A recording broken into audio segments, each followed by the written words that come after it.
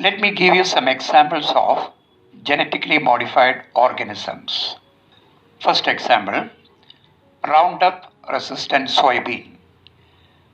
Roundup is a herbicide made by the American company Monsanto.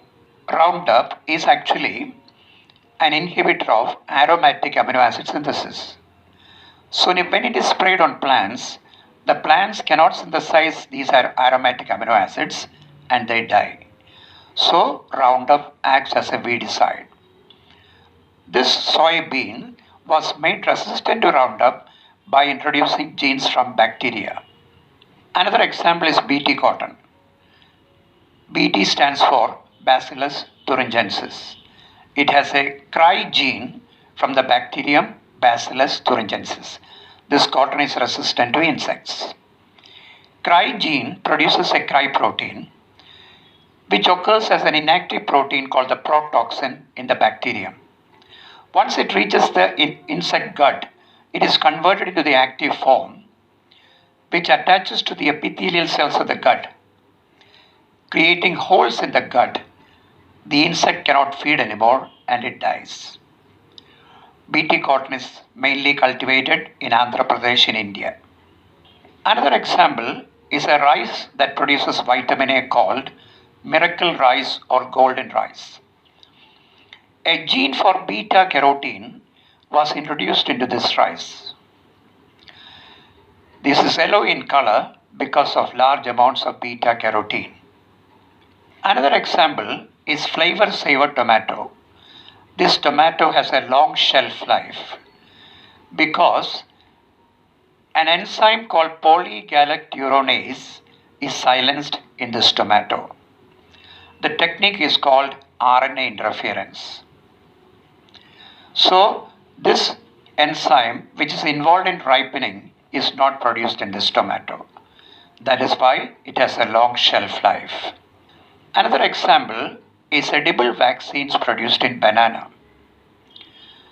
So in this banana, a gene for an antigen from a pathogen is introduced. And when this banana is consumed, it will produce antibodies against it in our body. Now let us look at some examples of genetically modified animals. The cow shown here is a genetically modified cow called Rosie. It produces the human protein called lactalbumin in its milk. Lactalbumin is a storage protein in humans. Another example is the sheep called Tracy. Tracy produces antitrypsin in its milk. Antitrypsin is used in the treatment of the lung disease emphysema. Another example of a genetically modified microorganism is genetically modified E. coli that produces the human protein insulin. It is called humulin. It was produced by the American company Eli Lilly and Company, USA. Another example of a genetically modified microorganism is Pseudomonas putida, which was genetically modified to degrade oil. It was created by an Indian scientist, Anand Chakrabarty. This bacterium was given the first biopatent. Now let us look at some examples which were created for merely academic interest. For example, a glowing cat, a glowing mouse, a glowing fish. All these animals have the protein called green fluorescence protein from jellyfish. We have even created a bioluminescent tobacco which has a gene from firefly. The gene is for the enzyme called luciferase. From these examples, it is evident that genetic engineering is very important. So I am repeating once more. Genetic engineering involves the isolation of a useful gene from one organism and insertion into another organism to produce a new combination of DNA called recombinant DNA.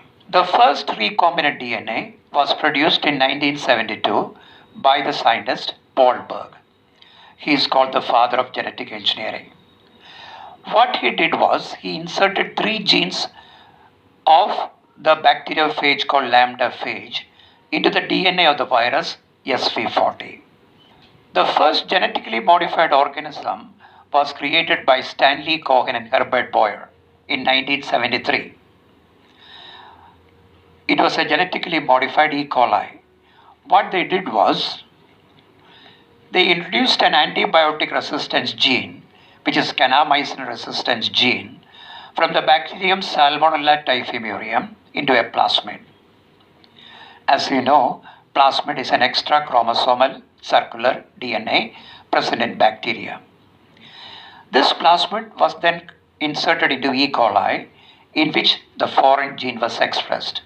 In other words, we can say this E. coli was genetically modified.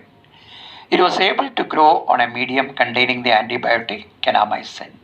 In the next video, I will talk about the tools of genetic engineering. This is the first video in a series of videos about biotechnology.